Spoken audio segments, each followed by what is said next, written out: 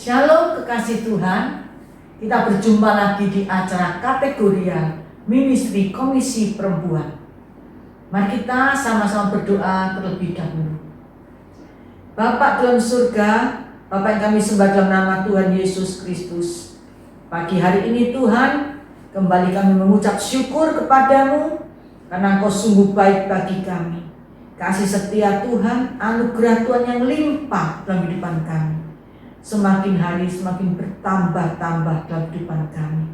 Kami bersyukur, berterima kasih Tuhan buat hari yang indah. Hari-hari kami disertai oleh Tuhan. Kalau kami boleh ada, semuanya hanya oleh karena kasih anugerah Tuhan dalam kehidupan kami. Bapa dalam surga, sebentar kami akan mendengarkan firman Tuhan. Urapi kami semuanya Tuhan, baik yang menyampaikan maupun yang mendengar, yang menerima firman Tuhan, sama-sama diberkati oleh Tuhan.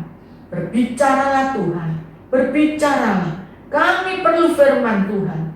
Terpujilah namamu di dalam nama Tuhan Yesus. Haleluya. Amin. Kekasih Tuhan, tema kita pada pagi hari ini, iri hati. Iri hati. Mari kita baca bersama-sama di Amsal 14 ayat yang ke-30. Hati yang tenang menyegarkan tubuh, tetapi iri hati membusukkan tulang. Hati yang tenang menyegarkan tubuh, tetapi iri hati membusukkan tulang. Iri hati didefinisikan sebagai suatu perasaan tidak senang atas keberhasilan, atas keunggulan, atas keberuntungan, kesuksesan orang lain. Sebagian orang yang iri hati menyerang lewat perkataan, ucapan maupun perbuatan. Ada juga orang yang iri hati hanya menyimpannya di dalam hati. Bagaimanapun juga orang yang iri hati tidak ada yang dapat merasakan ketenangan di dalam hidupnya. Kekasih Tuhan, bahaya iri hati. Yang pertama, menghancurkan diri sendiri, kehilangan sukacita, kehilangan damai sejahtera. Bahaya iri hati yang kedua, menghancurkan hubungan dengan sesama. Dengki yang dalam mengakibatkan pembunuhan, memfitnah, dan menjelek-jelekkan orang lain. Bahaya iri hati yang ketiga, menghancurkan hubungan kita dengan Tuhan, merasa bahwa Tuhan itu tidak adil. Kekasih Tuhan, jangan anggap remeh iri hati. Iri hati sangat berbahaya. Jangan anggap remeh iri hati, karena iri hati sangat berbahaya sekali. Dalam Yakobus 3 ayat 16, firman Tuhan berkata, sebab di mana ada iri hati dan mementingkan diri sendiri, di situ ada kekacauan dan segala macam perbuatan jahat. Di mana ada iri hati dan mementingkan diri sendiri, pasti ada kekacauan dan ada perbuatan-perbuatan yang jahat. Dalam Ayub 5 ayat yang kedua, firman Tuhan berkata, sesungguhnya orang bodoh dibunuh oleh sakit hati dan orang bebal dimatikan oleh iri hati. Orang bodoh dibunuh oleh sakit hati dan orang bebal dimatikan oleh iri hati. Iri hati sangat berbahaya. Iri hati sangat berbahaya bagi diri sendiri maupun bagi orang lain. Dalam Markus 7 ayat 22-23, firman Tuhan berkata, perzinahan, keserakahan, kejahatan, kelicikan, hawa nafsu, iri hati, hujat, kesombongan, kebebalan, semua hal-hal jahat ini timbul dari dalam dan menajiskan orang. Iri hati adalah perbuatan yang tidak baik yang timbul dari dalam hati dan menajiskan orang. Iri hati merupakan sifat asli daripada iblis. Iri hati adalah akar kejahatan. Dari rasa iri hati timbul perbuatan-perbuatan jahat lainnya. Iri hati merupakan dosa yang paling rahasia. Ia tersembunyi di kedalaman hati manusia. Itu sebabnya disebut iri hati.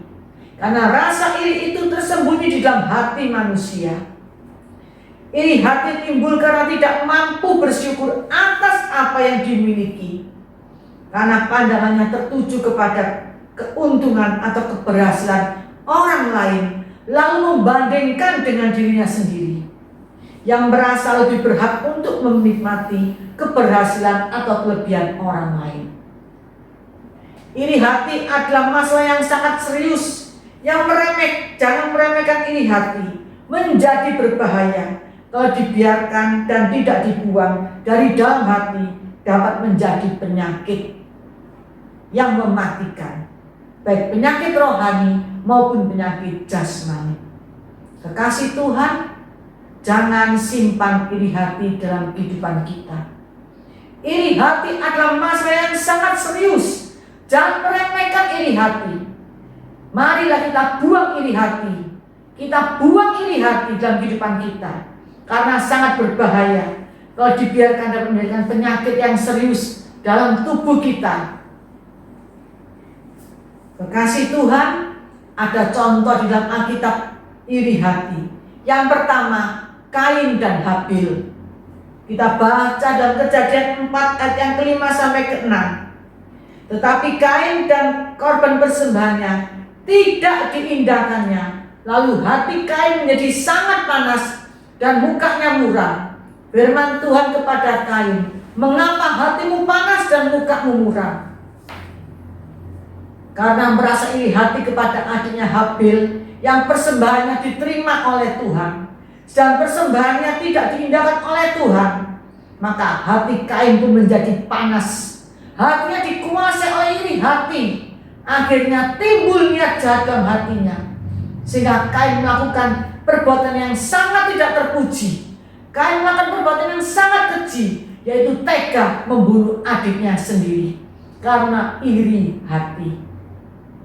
Karena iri hati, sehingga kasih tidak ada dalam kehidupannya, sehingga tega membunuh adiknya sendiri. Contoh yang kedua, dalam Alkitab iri hati, Yusuf dan saudara-saudaranya. Mari kita baca di dalam Kejadian 37 ayat yang keempat, kelima, 8, dan 11. Firman Tuhan berkata, setelah dilihat oleh saudara-saudaranya bahwa ayahnya lebih mengasihi Yusuf dari semua saudaranya, maka bencilah mereka itu kepadanya dan tidak mau menyapanya dengan ramah. Pada suatu kali bermimpilah Yusuf, lalu mimpinya itu diceritakan kepada saudara-saudaranya. Sebab itulah mereka lebih benci lagi kepadanya. Lalu saudara-saudaranya berkata kepadanya, "Apakah engkau ingin menjadi raja atas kami? Apakah engkau ingin berkuasa atas kami?" Jadi makin bencilah mereka kepadanya karena mimpinya dan karena perkataannya itu. Maka iri hatilah saudara-saudaranya kepadanya, tetapi ayahnya menyimpan hal itu dalam hatinya. Begitu pula saudara-saudara Yusuf yang karena merasa iri hati kepada Yusuf, sehingga berikhtiar untuk menyingkirkan Yusuf dari tengah-tengah mereka. Iri hati mengubah kasih menjadi benci. Saudara-saudara Yusuf iri hati kepada Yusuf, sehingga memiliki niat hati yang jahat untuk menyingkirkan Yusuf dari tengah-tengah mereka. Karena iri hati mengubah kasih menjadi benci. Karena iri hati, hubungan saudara menjadi tidak ada kasih lagi, tetapi yang ada adalah kebencian demi kebencian. Contoh yang ketiga, Saul dan Daud. Kita baca dalam 1 Samuel 18 ayat 7 sampai ke 9. Firman Tuhan berkata, "Dan perempuan yang menari-nari itu menyanyi berbalas-balasan katanya, Saul mengalahkan beribu-ribu musuh, tetapi Daud berlaksa-laksa. Lalu bangkitlah amarah Saul dengan sangat, dan perkataan itu menyebalkan hatinya. Sebab pikirnya, kepada Daud diperhitungkan mereka berlaksa-laksa, tetapi kepadaku diperhitungkan beribu-ribu. Akhirnya jabatan raja itu pun jatuh kepadanya. Sejak hari itu maka Saul selalu mendengki kepada Daud. Kekasih Tuhan, kita sudah mengetahui cerita Saul dengan Daud yang begitu iri hati. Daud mengalahkan Goliat bangsa Israel.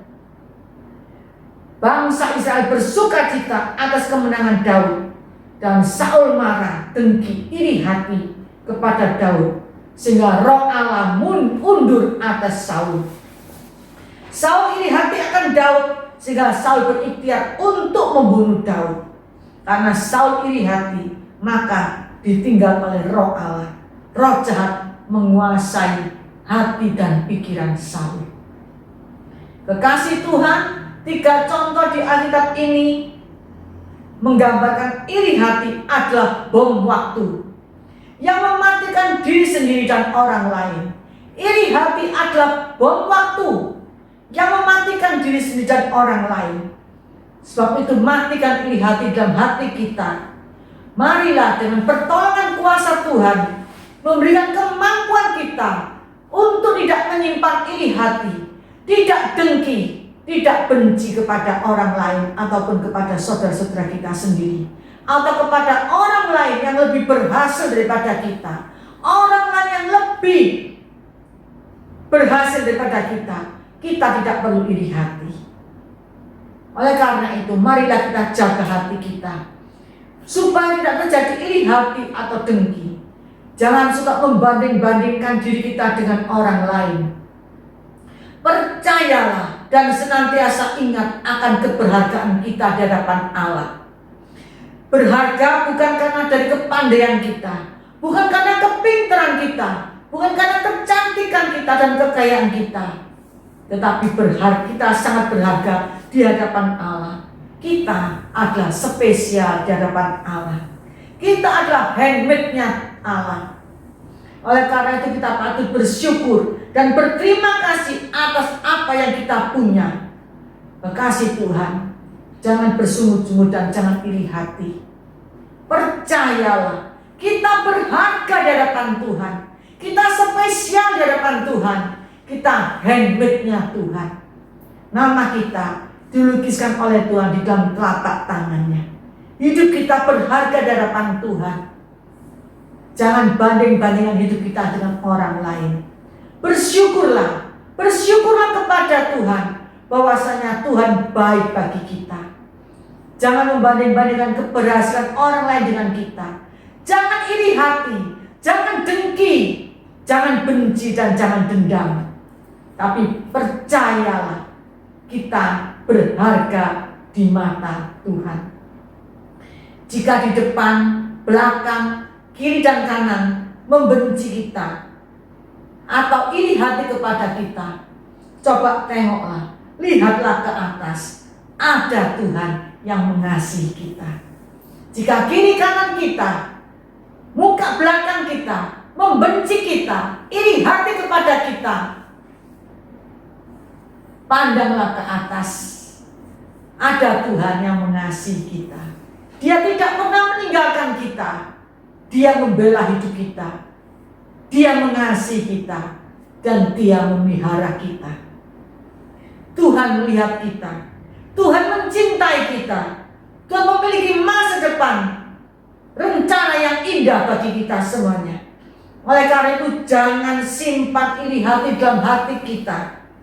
Marilah kita minta kuasa Roh Kudus untuk menolong kita, supaya hati kita tetap penuh kasih, hati kita tetap melimpah dengan ucapan syukur, hati kita tetap percaya kepada Tuhan, dan kita tidak memiliki hati yang iri hati.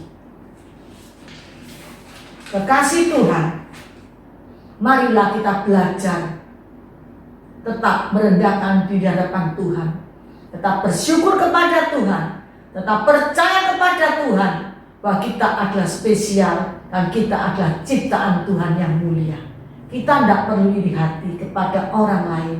Dan kalau orang lain iri hati kepada kita, percayalah, pandanglah Tuhan. Tuhan mengasihi kita. Tuhan penuh cinta kasih kepada kita. Tuhan yang pasti bela kehidupan kita. Amin. Mari kita sama-sama berdoa. Bapa dalam surga, kami mengucap syukur terima kasih kepadamu Tuhan. Tuhan Yesus, Engkau yang menyelidiki hati dan pikiran kami. Engkau yang menyelidiki seluruh kehidupan kami Tuhan. Kalau kehidupan kami, dalam hati kami masih ada rasa iri hati, dendam, benci, marah, ampuni kami Tuhan. Ampuni kami Tuhan. Firman Tuhan mengajarkan kepada kami supaya kami tidak iri hati, tidak menyimpan iri hati. Tuhan, tolonglah kami. Kami mau buang segala iri hati kami atas keberhasilan orang lain. Ampuni kami Tuhan, ampuni kami. Mari Roh Kudus urapi kami. Mari Roh Kudus jamah kami. Buat kami mengerti Tuhan, bahwa kami adalah spesial di hadapan Tuhan. Kami hebatnya Tuhan. Kami berharga di hadapan Tuhan. Oleh karena itu Tuhan, kalau ada orang yang iri hati kepada kami tidak perlu cemas. Kami tidak perlu pedulikan mereka. Karena kami percaya Tuhan mengasihi kami. Kami bersyukur, terima kasih Tuhan. Ajar kami Tuhan tidak simpan iri hati. Kami mau buang iri hati dalam kehidupan kami. Dan kami mau tetap pandang kepada Tuhan. Kami tetap mau fokus kepada Tuhan. Karena Tuhan baik bagi kami. Terima kasih Tuhan. Di dalam nama Tuhan Yesus, meterangkan firman Tuhan dalam hati kami. Berakar kuat, tumbuh dan berbuah lebat. Dan Roh Kudus beri kami kemampuan untuk dapat melakukan firman Tuhan. Mari Tuhan mampukan kami untuk tidak simpan iri hati. Di dalam nama Tuhan Yesus, kami mengucap syukur, kami berdoa. Haleluya. Amin. Kekasih Tuhan, Tuhan Yesus memberkati kita semuanya. Amin.